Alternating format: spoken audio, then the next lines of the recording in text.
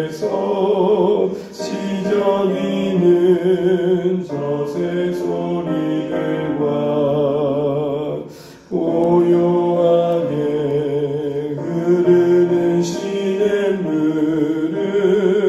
주님의 솜씨 노래하도다. 주님의 높고 위대하심은 내 영혼이 찬양하네. 주님의 높고 위대하심은 내 영혼이 찬양하네.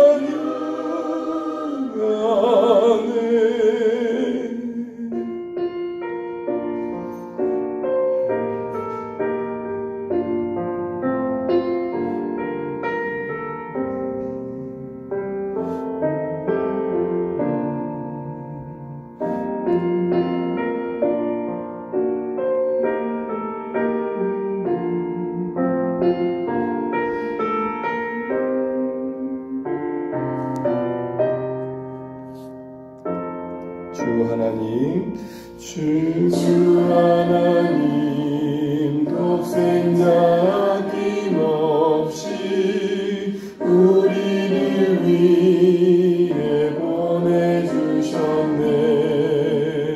십자가에 피 흘려 죽으신 주 내 모든 죄를 대속하셨네. 주님의 높고 위대하심은 내 영혼이 찬양하네. 주님의 높고 위대하심은 내 영혼이 찬양하네. 내 주 예수 세상에 다시 올 때 서천국으로 날 인도하리. 나 겸손히 엎드려 경배하며 영원히 주를 찬양하리라. 주님의 높고 위대하심은 내 영혼이 찬양하네. 주님의 높고 위대하심은 내 영혼이 찬양하네.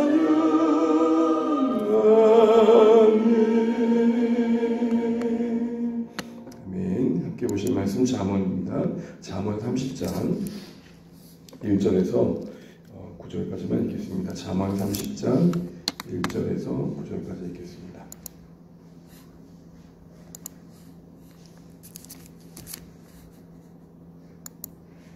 잠언 30장 1절에서 9절 교독하시겠습니다. 이 말씀은 야게의 아들 아굴의 잠언이니 그가 이디엘 곧 이디엘과 우갈에게 이른 것이니라. 나는 다른 사람에게 비하면 짐승이라. 내게는 사람의 존명이 있지 아니하니라. 나는 지혜를 배우지 못하였고 또 거룩하신 자를 아는 지식이 없거니와 하늘에 올라갔다가 내려온 자가 누구인지, 바람을 그 장중에 모은 자가 누구인지, 물을 옷에 싼 자가 누구인지, 땅의 모든 끝을 정한 자가 누구인지, 그의 이름이 무엇인지, 그의 아들의 이름이 무엇인지 너는 아느냐? 하나님의 말씀은 다 순전하며 하나님은 그를 의지하는 자의 방패시니라. 너는 그의 말씀에 더하지 말라. 그가 너를 책망하시겠고 너는 거짓말한 자가 될까 두려우니라.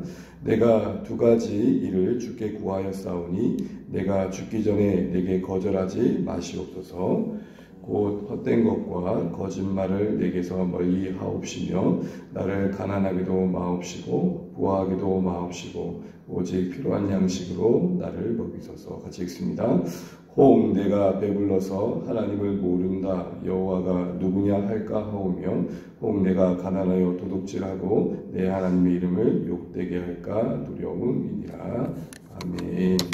네, 오늘도 주일 다음 월요일 좀 고단하실 텐데 함께해 주셔서 감사하고 애써주셔서 고맙습니다. 앞뒤 인사 나누시겠습니다.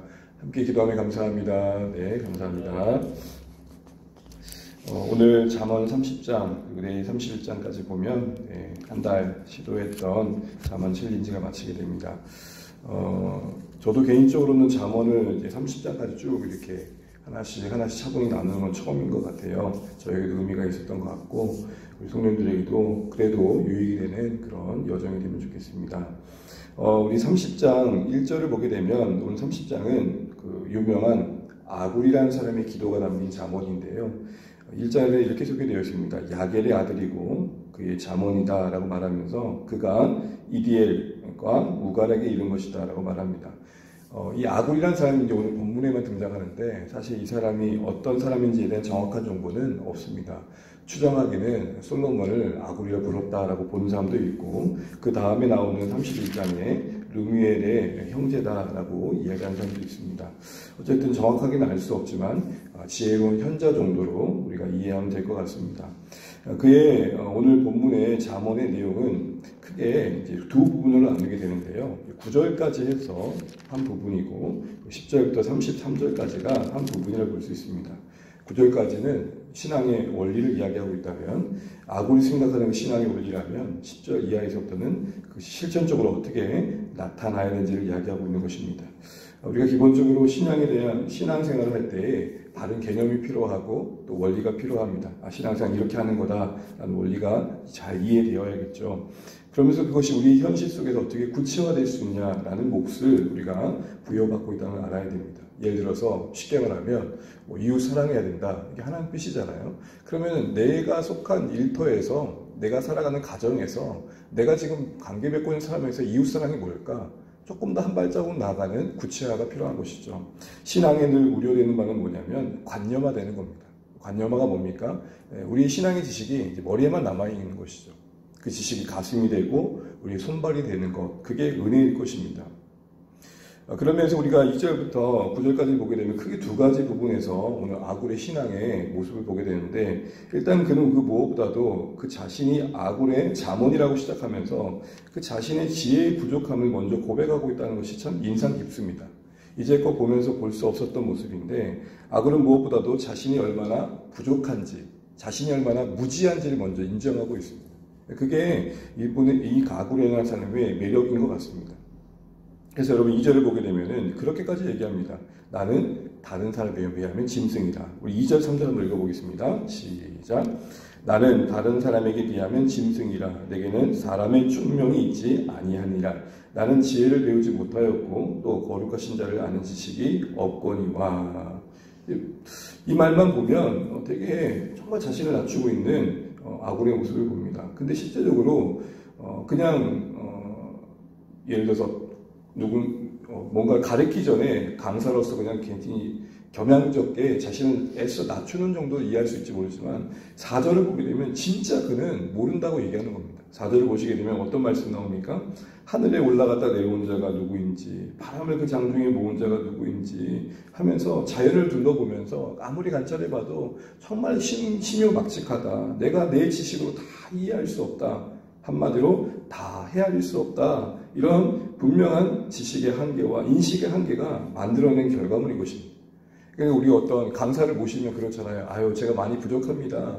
그냥 애써 예의적인 차원, 예의를 갖추는 차원에서의 낮춤이 아니라 정말 나는 모릅니다. 라는 절박한 한계를 생각하고 있는 것입니다. 여러분 진짜로 깊이 생각하는 사람은 겸손합니다. 여러분 그런 말 들어보셨죠? 책 한 권 읽는 사람과는 대화를 하기를 삼가야 된다. 여러분 그 한 권 읽고 모든 걸 아는 사람처럼 얘기하는 사람이 얼마나 많습니까? 근데 여러분 생각이 깊어지고 정말 깊이 고민하는 사람들은 겸손해집니다. 왜죠? 대충 보면 다 이해할 것 같지만 가만히 생각해 보면은 그 안에서도 뭔가 앞뒤가 안 맞는 것 같고 다 이해가 안 되고, 그러니까 고민이 깊어지면 깊어질수록 겸손해질 수밖에 없는 것이죠. 이런 면에서 여러분, 우리는 우리의 일상에서도 그렇지만 하나님에 대해서도 우리가 다 알 수 없다는 것, 다 헤아릴 수 없다는 것 앞에서 자연스럽게 겸손함은 우리의 모습이어야 될 것입니다. 만일 스스로가 지혜롭다고 말한 자가 있다면 그는 정말 하나님을 모르는 사람이다 할 수 있을 것입니다. 또한 우리가 적극적으로는 하나님을 우리가 다 안다고 함부로 말할 수도 없는 것이죠. 이런 면에서 우리가 신앙적으로 경계해야 될 게 있습니다. 그것은 바로 신앙의 체험과 경험입니다. 하나님은 우리의 각양의 인생을 각자의 다양한 경험 속에서 만들어 가십니다. 그런데 여러분, 우리 각자의 그 경험이 문제가 되는 건 뭐냐면 그 경험이 공식이 될 때입니다. 나는 이렇게 해서 이렇게 했으니 모두가 그렇게 됐다.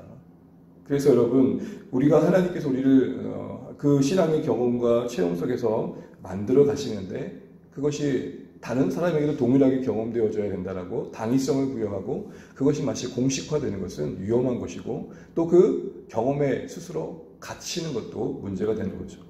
어쨌든 여러분, 우리는 언제나 다 알 수 없고 다 헤아릴 수 없는 연약한 인식 속에서 존재함을 인정하고 겸손할 수 있어야 됩니다. 이건 적극적으로 자연스럽게 말씀 앞에서 엎드림으로 나아갑니다. 그래서 여러분 5절에 아굴은 나는 부족합니다. 다 알 수 없습니다. 그러고 끝내는 게 아니라 그래서 말씀 앞에 나아갑니다. 라고 5절과 같은 고백을 합니다. 우리 5절 6절 읽겠습니다. 시작. 하나님의 말씀은 다 순전하며 하나님은 그를 의지하는 자의 방패시니라. 너는 그의 말씀에 더하지 말라. 그가 너를 책망하시겠고 너는 거짓말한 자가 될까 두려우니라. 아멘. 자신은 부족합니다. 라고 끝내지 않고 그러기 때문에 말씀 앞에 가는 거죠. 여러분, 우리가 하나님 앞에 하나님, 저는 늘 하나님을 안다 해도 다 알 수 없고 하나님의 인도하심 온전히 받고자 하지만 늘 부족합니다. 라고 말만 하는 사람인지, 그러기 때문에 하나님 말씀 앞에 나아가는 자인지 다시 한번 돌아보는 오늘 이 시간이 되었으면 좋겠습니다. 그 말씀이 충분히 우리의 삶에 하나님에 대한 지혜를 주실 수 있는 권위를 갖고 있음을 아굴은 이렇게 고백합니다. 그 말씀에 6절에 보면 뭐 하지 말라 그러죠? 더하지 말라. 이 말은 무슨 말일까요? 이미 주신 말씀으로 충분하다는 것입니다. 또한 이 말씀에 무언가를 더하지 않아도 될 만큼 우리에게 부족함이 없다라는 것을 말씀하고 있는 것입니다.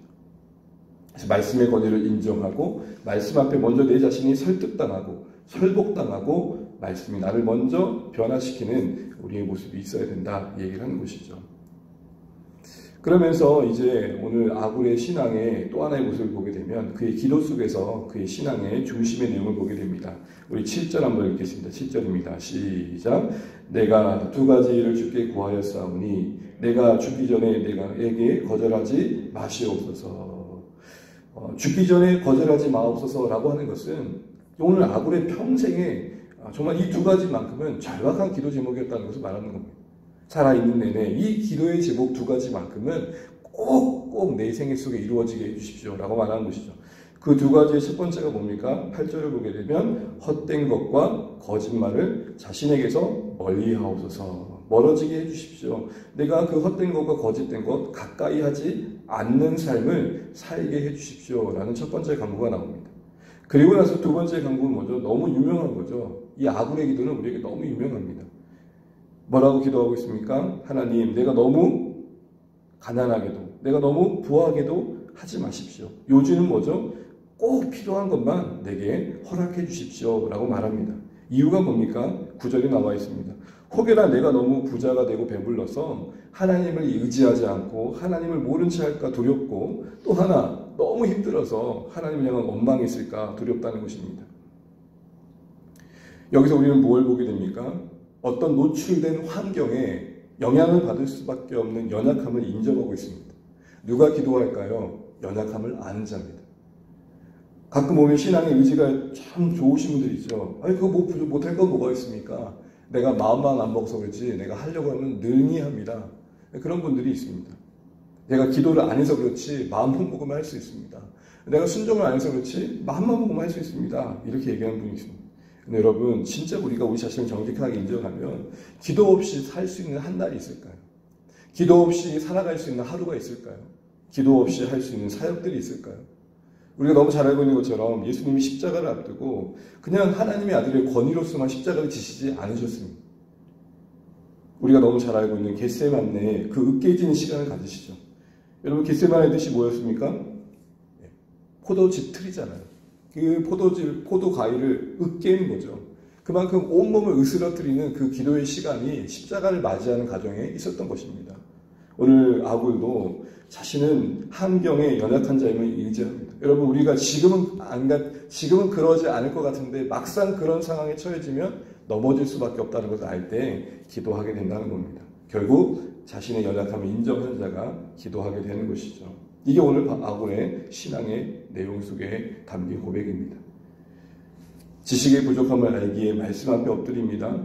환경에 노출된 자신의 연약함을 알기에 겸손히 기도합니다. 이게 오늘 아굴이 그의 삶께 보여주는 우리에게 이야기하고 있는 그의 신앙의 원리입니다. 이런 신앙의 원리 속에 특별히 우리가 이 아굴의 기도를 보게 되면은 오늘 가난하게도 부하게도 마음씨도 너무 잘하는데 이걸 왜 구했냐라는 것에 대해서 놓칠 때가 있습니다. 왜 우리는 아굴이 이런 기도를 했을까요? 아까도 말했던 것처럼 부함으로 가난함으로 하나님과 멀어질 것에 대한 두려움이 있었지만 더 가장 중요한 것은 첫 번째 구하는 제목에 연관되어 있는 것입니다. 헛되고 거짓말을 멀리한 것. 한마디로 뭐죠? 진실해지고 싶은 거예요. 진실해지고 싶은 삶을 살다 보니까 자연스럽게 그런 물질의 영역에서 꼭 필요한 것만을 허락해 주시기를 구했던 것입니다. 더 고상한 가치가 있어 그 다음 따라 나오는 열매들이 있었던 것입니다. 그리고 이런 진실한 삶, 거짓된 걸 멀리하는 삶의 실천적인 내용들은 구체적인 것들은 10절 이하에 나와 있습니다. 오늘 시간이 제한되니 다 살필 수는 없지만 우리가 한 가지만 보게 되면은 우리 뒤에 보시게 되면 우리 뒤에 보시게 되면은 18절을 한번 보겠습니다. 18절 말씀 한번 읽어보겠습니다. 18절입니다. 시작. 내가 심히 기이 여기고도 깨닫지 못하는 것 서너시 있나니 곧 19절까지요. 곧 공중에 날아다니는 독수리의 자치와 반석 위로 기어다니는 뱀의 자치와 바다로 지나는 배의 자치와 남자와 여자 함께한 자치며 쭉 나와 있습니다. 자치라는 말이 나와 있죠. 이게 무슨 말일까요? 지금 아굴이 지혜를 이야기하면서 가만히 보니까 흔적이 없는데 움직이는 게 있더라는 것입니다. 여러분 하늘에 나는 새가 움직이잖아요. 근데 움직일 때마다 그 자치가 눈에 남지 않잖아요. 흔적이 없잖아요. 그런데 움직여요. 뱀도 마찬가지고 흔적이 없어도 뱀이 지나간 자리가 있듯 흔적이 없어도 독수리가 날아가는 움직임이 있듯 눈에 보이는 흔적이 없어도 우리에게는 존재하는 죄가 있을 수 있다는 것입니다. 그러니 그렇게 하지 말라는 겁니다. 저 그런 적 없는데요. 증거가 없다고, 드러난 것이 없다고, 자치가 없다고, 저 그런 적이 없는데요. 그런 스스로를 속이거나 타인을 속이는 행동을 하면 안 된다라고 말하는 거죠. 이건 적극적으로 우리가 남겨야 할 자치가 있다면 그건 거룩의 자치요, 섬김의 자치요, 은혜의 자치라는 것입니다. 반대북부를 생각해 보자는 것이죠. 죄를 지어놓고는 죄의 자치가 없으니 저 그런 적 없는데요 라는 삶 말고 섬겨놓고는 섬김의 자치가 없는 걸 가지고 자랑할 수 있어야 된다는 것입니다. 반대로 섬기고 봉사하고 그걸 자치를 다 남겨놓고 드러내는 게 아니라 오히려 우리는 그 거룩의 자치, 사랑의 자치, 그 모든 것들을 하나님이 보신다는 거 안에서 남겨가는 그런 오히려 반대된 삶을 살아야 된다 이런 얘기를 하는 것입니다. 그러면서 각양의 교훈 속에서 우리의 삶의 실천적인 것들을 권면하고 있는 것을 다시 한번 보게 됩니다. 말씀을 했습니다. 거듭 말하면 1절부터 9절까지는 아굴의 신앙의 원리가 나와 있습니다. 그의 지식의 부족함에 말씀 앞에 엎드림이 있고 환경에 노출된 그 연약함의 알기에 기도에 엎드림이 있습니다. 그리고 그 중심에는 진실해지고 싶은 마음이 있었습니다. 그리고 그 진실함을 추구함은 10절 이하에서 보듯 자연 속에서 배운 교훈과 또 그의 삶에 하나님께서 알려주신 지혜대로 우리에게 권면해주고 있는 구체적인 모습들을 보게 됩니다. 신앙은 구체적이어야 된다 이런 의미인 거죠. 아무쪼록 오늘 말씀을 의지하면서 우리가 아굴의 잠언의 권면처럼 하나님을 더 의지하는 자리에 또 하나님의 말씀 앞에 엎드린 자리에 나가면 좋겠고 그 중심에 진실하고자 함이 있어서 우리 삶의 구체적인 영역 속에서 정말로 하나님 원하시는 진실함의 그 지혜를 따라 살아가면서 하나님 기뻐하시는 우리 하루하루가 되시는 우리 삶 되시기를 주님의 이름으로 축복합니다. 찬양하겠습니다. 찬송가 484장입니다. 내 마음의 주여 소망되소서 찬양드리겠습니다. 484장입니다.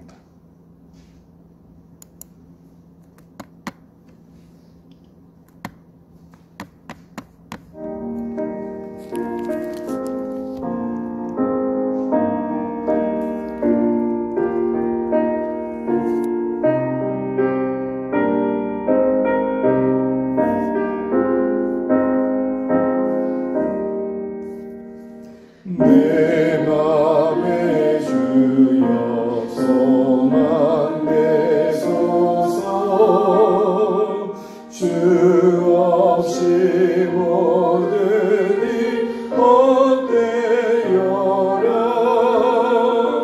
밤에나 낮에나 주님 생각, 잘 때나 깰 때 함께 하소서.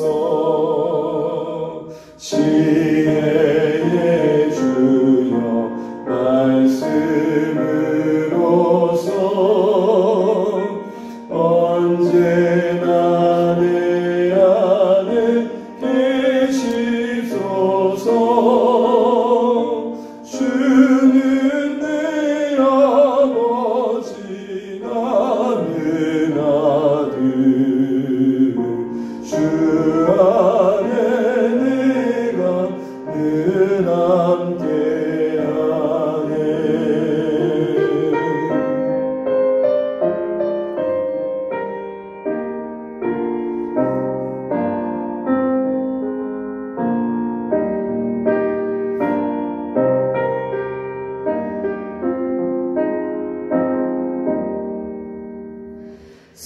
세상의 영광 나 안 보여도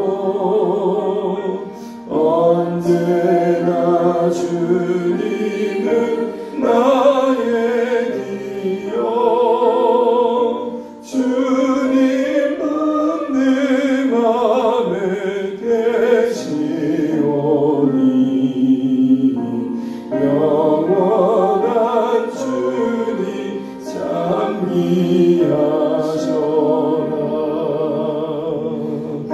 영원한 주님 내 승리의 주, 하늘의 기쁨을 주옵소서. 어떠한 고난이 닥쳐와도 나를 주여 소망되소서.